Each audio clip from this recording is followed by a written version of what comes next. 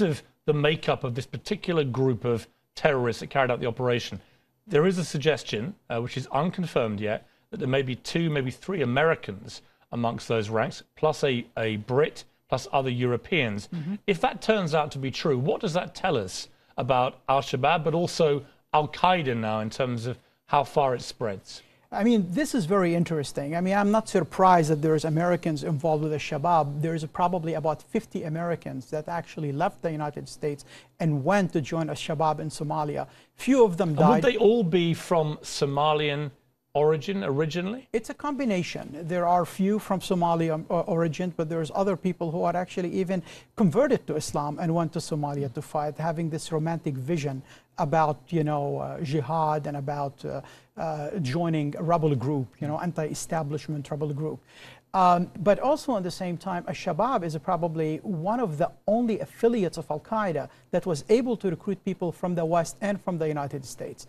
Now, we have probably today about, from the 50, we have probably about 25 that we have no idea where they are. They are not dead, they are still in Somalia. And this is scary because if some of these guys made it back to the United States, they might create some problems. Right, and what you're seeing is a creeping radicalization, particularly of the younger element here.